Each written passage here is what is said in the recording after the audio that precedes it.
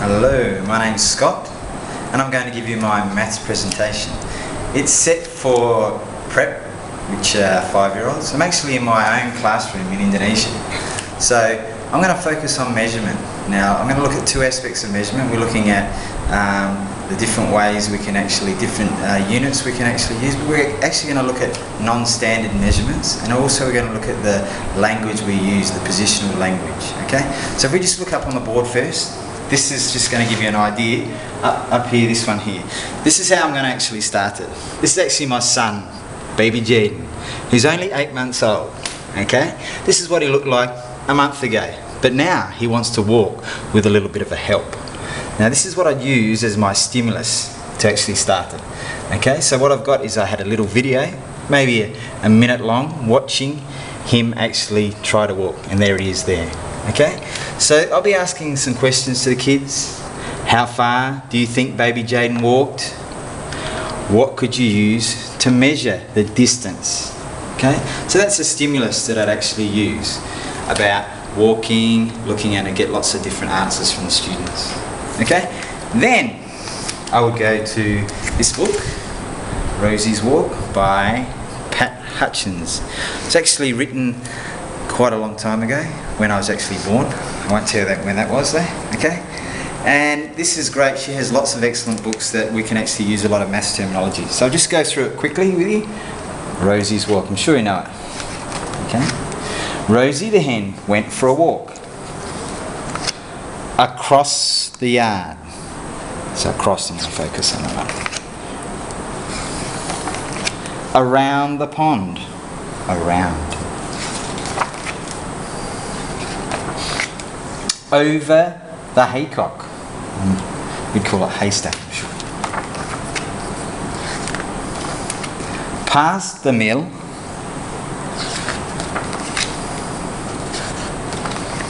Through the fence.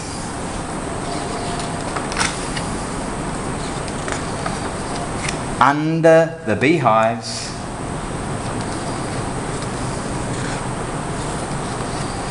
And got back in time for dinner. So you can see here, I've got Rosie's Walk. So I'd actually read a little bit slower than actually that. I'd get the kids to actually think about what it's going to be about. I'd get them to think aloud. So listen to the story. Some questions I could ask. Okay, how far that are connected to maths? How far do you think Rosie walked each time before she met an obstacle? Now, obstacle might be a new terminology for the students. So what does obstacle mean? Okay, what do we do when we get to an obstacle? What did Rosie do when we got to the obstacle? So then we'd actually go through the book again and have a look.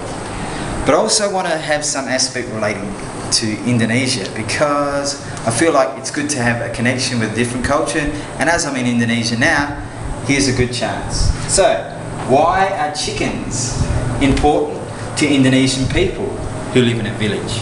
I'd first ask the kids who I'm actually living with in a city how they're important to them, but in the village life they're very important. I'd start with the chickens first, okay?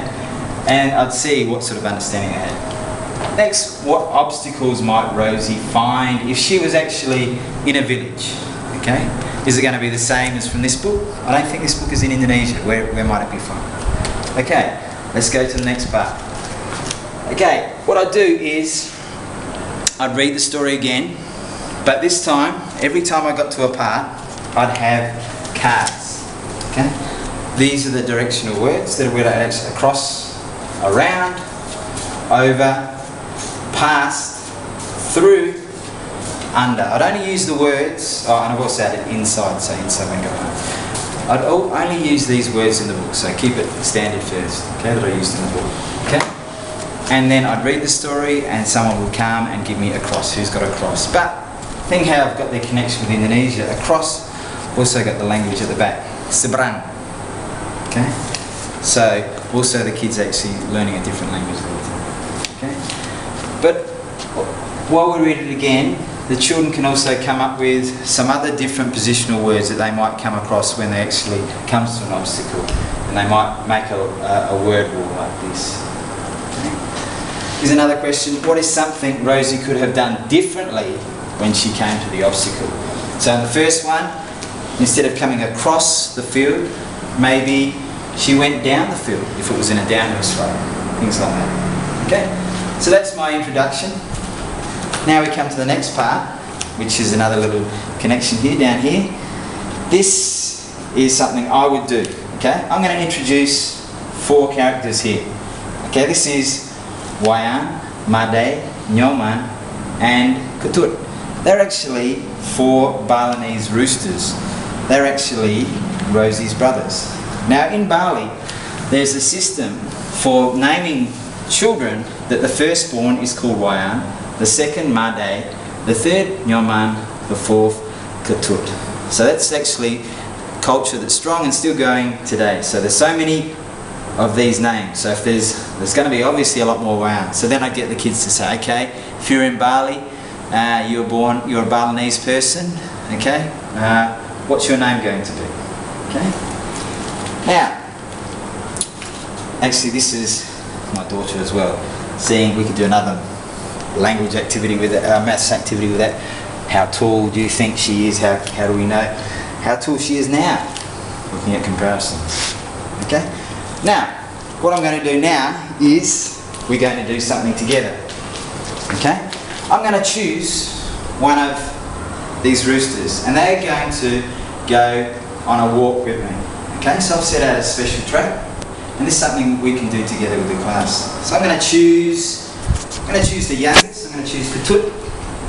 And Kutut's going to start here. Now what I'm looking for is, I'm going to say to the students, between the start and each obstacle is going to be the same distance. Okay?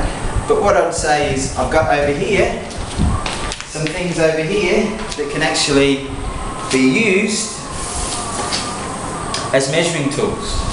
Now, if I have a look at the first one, here is from the cone, and the first obstacle is a boot. Do you think that I'm going to use this one to measure?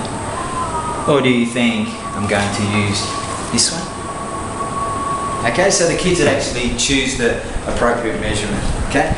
Prior to actually this lesson, the students have actually had experience of actually choosing and selecting what they think is appropriate measurements for small lengths or longer lengths like that. Okay? Now I already have measurements here. I already have squares. So what I've done is, I've worked out every 5 squares is going to be an obstacle course. So I'm going to count. 1, 2, 3, 4, 5. I get to the boot. Now I'm going to follow the same pattern as was in the story. Okay? So we've got, the first one in the story was a cross. So this, I've left Kutut behind. Okay? Come back Kutut. Okay, here we go. Go Kutut, Kutut. And Kutut goes across the boot. There you go. And I'll put it here across, but then seberang in Indonesian. Okay, that's the first one. What happened?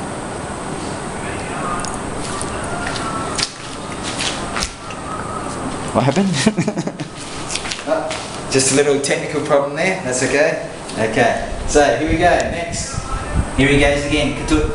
1, 2, 3, 4, 5 squares. He gets to this obstacle frisbee. What are we going to do? We're going to go around. We're going to go sekeliling. So let's go sekeliling. And we go. Okay. And we'll leave it. Yeah, we'll leave it the Indonesian word. 5 more steps. 1, 2, 3, 4, 5. Get to a football. We're going to go over it. Or melawati. Okay. Over we go. Here we go. Okay. We are on our journey. Let's go. 1, 2, 3, 4, 5. This time we've got an elephant, an Asian elephant. We're going to go past it. We're going to melawati. So we just go past it. Just the side. 5 again. 1, 2, 3, 4, 5. We're actually going to go through the hoop. Or menodum. Okay. Go through the hoop. Here he goes, through the hoop. 5 again. 1, 2, 3, 4, 5. What are we going to do here? What are we going to do? Okay, I think we'll go under. Okay, be a bit of a struggle to get under. Look. Here we go, under. Go under, we have to go to bawah. Okay? And we're nearly home. 1, 2, 3, 4, 5. and we're home, so we're going to go inside and meet our friends inside, which is Dylan. Okay? And who are our friends? Oh, it is Tinky Winky, it is Dipsy, it is Lala, and it is Ho. Lucky the name's wrong, okay? So they're going to have a feast together. Here we go. So that's something that we could do together. Okay? Now, I could ask, how far do you think the rooster travelled all together? So let's see what the kids are actually going to do. They're going to start here, count. Are they going to make the numbers add up together? Okay. Now, over here. Next part. Okay? This is something we did together. Now, this is something I'm going to ask them to do. Now I'm thinking of, classrooms, especially in maths and language group, always really different ability levels. So I'm going to have 4 groups based on ability levels. They're going to choose one of the roosters, and they're going to do the distance. For group 1 and 2 would be probably the ones that need more support group. And I'm just going to say, okay, the distance between each obstacle you can choose. Okay? You choose some form of what tool that you'd like to use to measure.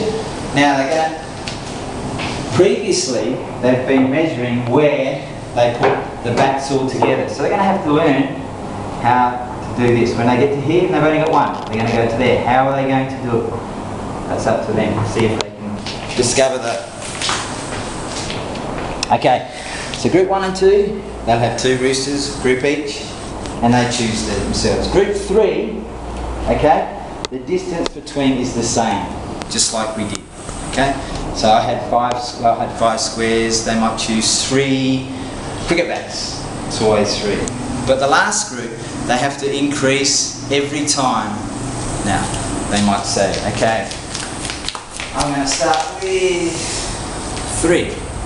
I'm going to start with 5. I'm going to start, let's go to 7.